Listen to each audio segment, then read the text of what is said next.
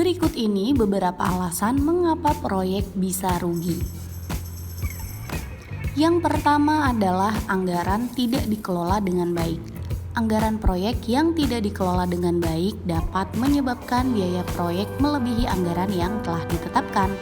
Ini dapat terjadi jika anggaran awal tidak cukup atau karena biaya tambahan yang tidak terduga. Yang kedua adalah kegagalan dalam merencanakan proyek.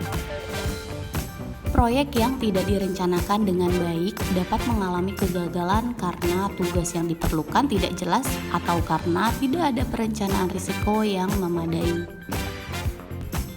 Yang ketiga adalah keterlambatan. Keterlambatan dalam penyelesaian proyek dapat mengakibatkan biaya tambahan karena sumber daya yang digunakan lebih lama dari yang seharusnya. Selanjutnya, yang keempat adalah ketidakmampuan dalam mengelola risiko. Risiko yang tidak dikelola dengan baik dapat menyebabkan kerugian. Ketika risiko tidak teridentifikasi atau tidak dikelola dengan baik, proyek bisa mengalami kendala yang tidak terduga dan mengakibatkan biaya tambahan.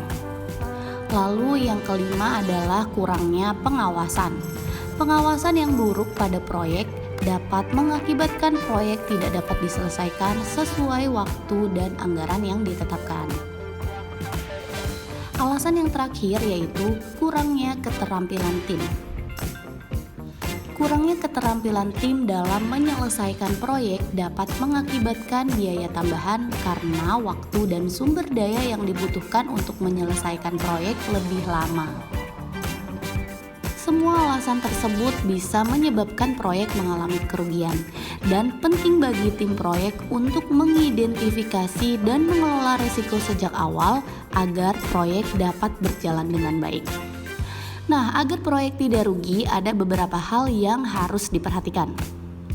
Yang pertama yaitu perencanaan yang matang. Proyek harus direncanakan secara matang dengan mempertimbangkan semua aspek yang diperlukan. Hal ini termasuk menentukan anggaran, waktu, sumber daya manusia, dan sumber daya lainnya dengan akurat. Hal kedua yang harus diperhatikan yaitu manajemen risiko. Risiko harus dikelola dengan baik. Mulailah untuk mengidentifikasi risiko yang mungkin terjadi dan buatlah rencana untuk mengurangi dampak negatif dari risiko tersebut. Pastikan bahwa rencana ini selalu diupdate dan dipantau selama proyek berlangsung. Yang ketiga yaitu tim yang solid. Pastikan bahwa tim yang terlibat dalam proyek adalah tim yang solid dan ahli di bidangnya masing-masing.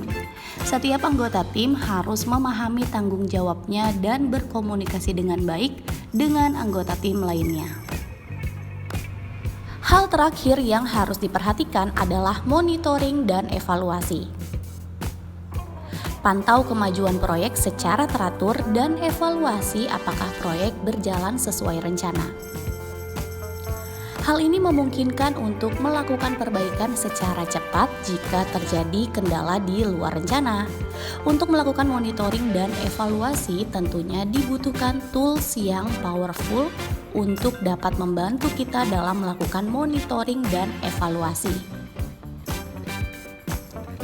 Software Kanti Kontraktor bisa jadi pilihan untuk mengelola proyek Anda. Software yang lengkap dan dirancang khusus untuk kontraktor Indonesia.